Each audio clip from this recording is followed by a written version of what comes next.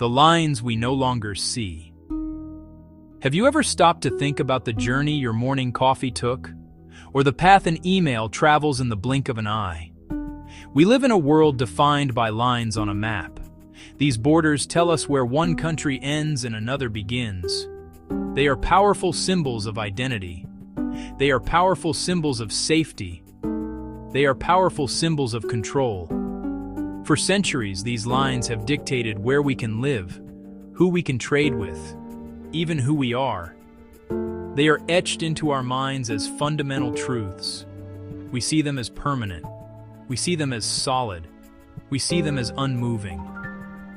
Yet a strange paradox is unfolding right before our eyes.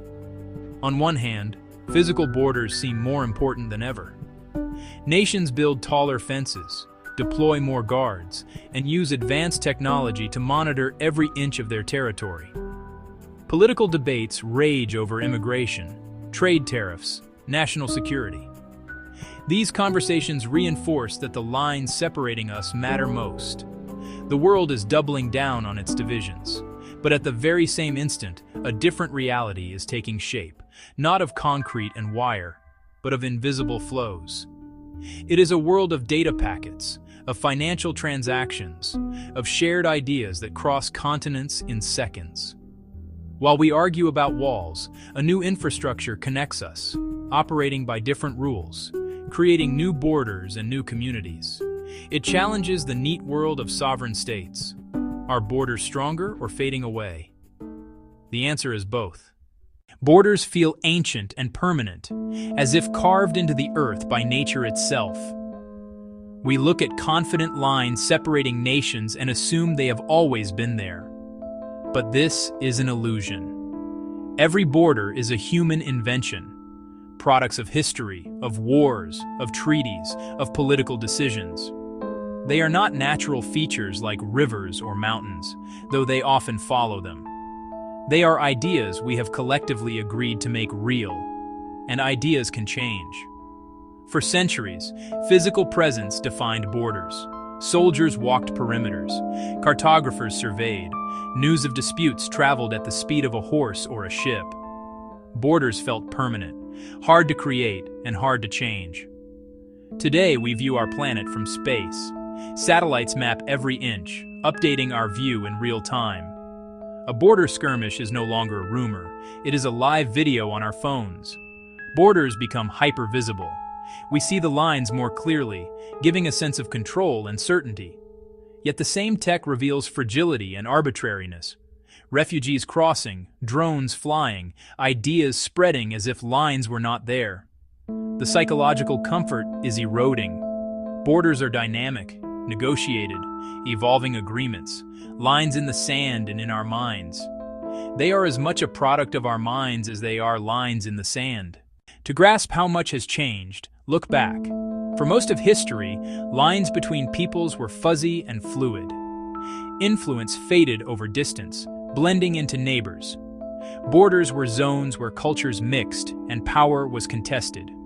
The razor-thin line of sovereignty is relatively modern, born in Europe with the nation-state. Consider the Great Wall of China, an immense physical statement of us and them, a border made of stone and sweat to stop armies. Yet it was breached, bypassed, and fell into disrepair, a porous symbol of control. The Berlin Wall, built with concrete and ideology, to stop flows of people and ideas. Geography is destiny, your side determining your life. Historically, borders controlled physical movement, stopping armies, managing trade caravans, preventing entry or exit. The tools were walls, forts, and guards.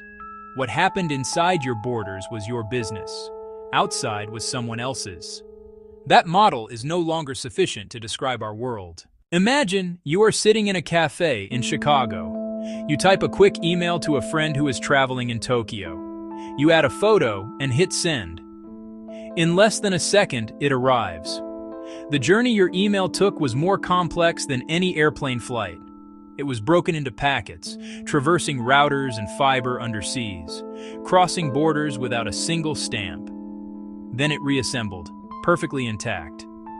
This everyday act reveals a new geography governed by rules encoded in software and hardware.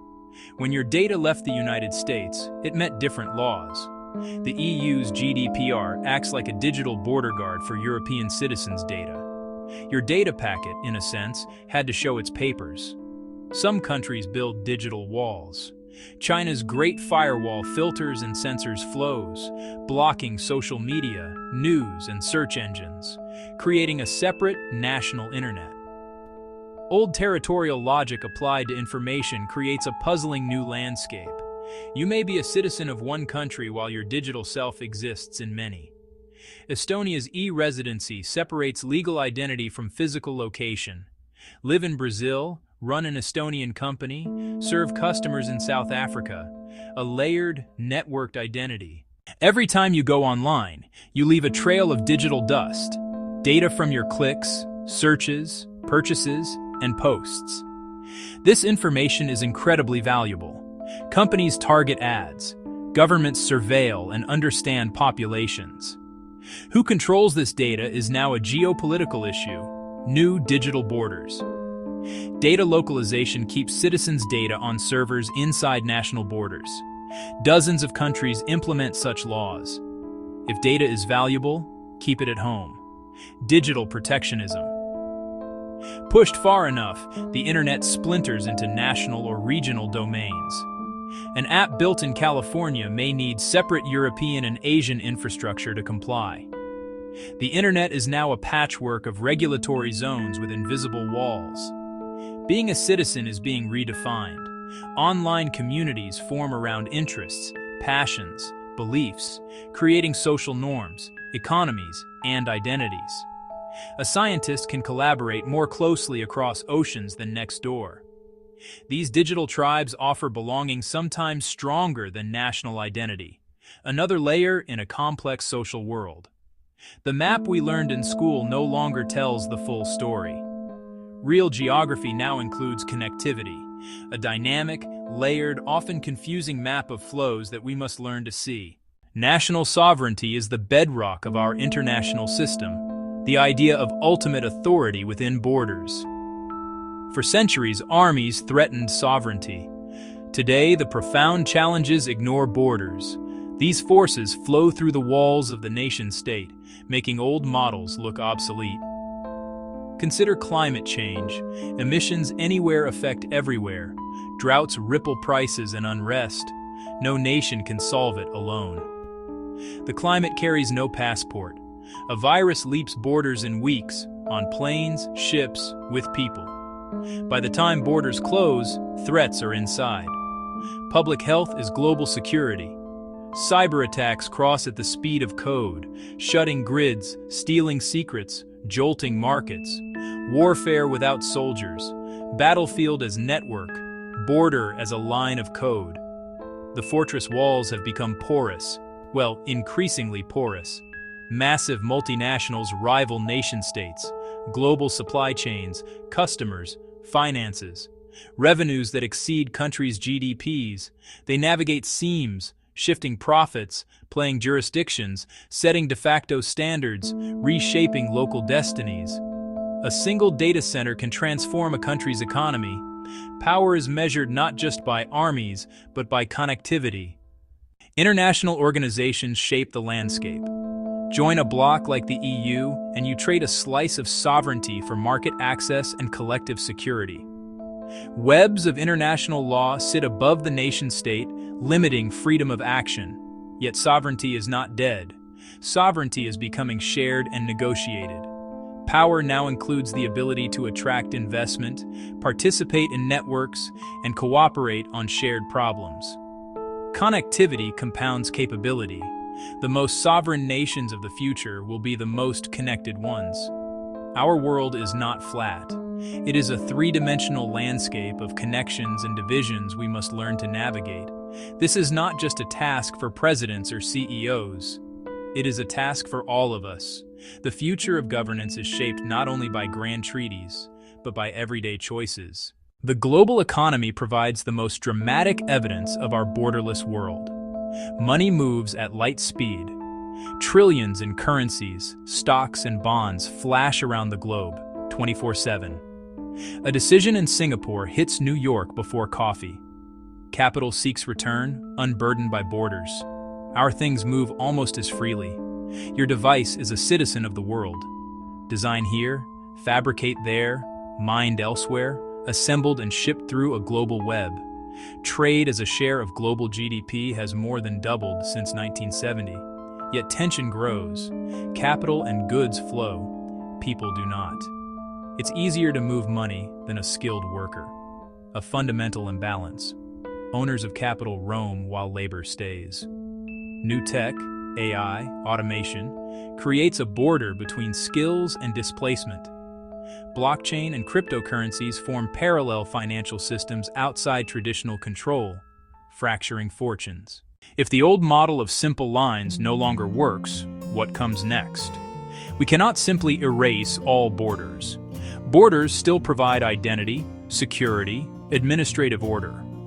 But we must build governance for a connected world. Not one world government, but flexible, multi-layered approaches, building bridges across old lines. Create shared standards for the flows between us, like air safety or internet protocols. Develop a global baseline of digital rights, privacy and data protection for everyone. Shared rules for carbon emissions and taxing multinationals. Empower cities, the nodes of global networks, to form alliances on climate, health, and development. City-to-city networks can be more nimble than nations. Imagine data-free trade zones with common privacy rules, secure, frictionless information flows, or special economic zones built around shared resources, managed jointly, cooperation without erasing sovereignty. So, are borders already obsolete? The answer is not a simple yes or no. Physical lines remain and are fiercely contested, but they are no longer the only lines that matter. We navigate multiple maps at once: political, digital, functional. Our challenge is to navigate this complex terrain. This task is for all of us. The future is shaped by grand agreements and our daily choices.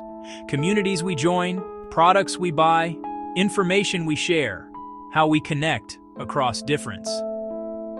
The key skill isn't loyalty to a single flag, but holding multiple identities at once. Be a proud national citizen, a responsible neighbor, and an active global participant.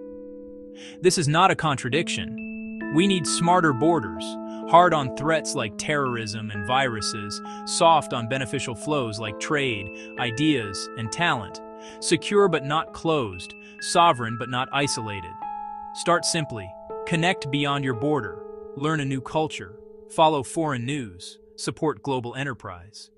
In doing so, you help build the bridges of our shared future.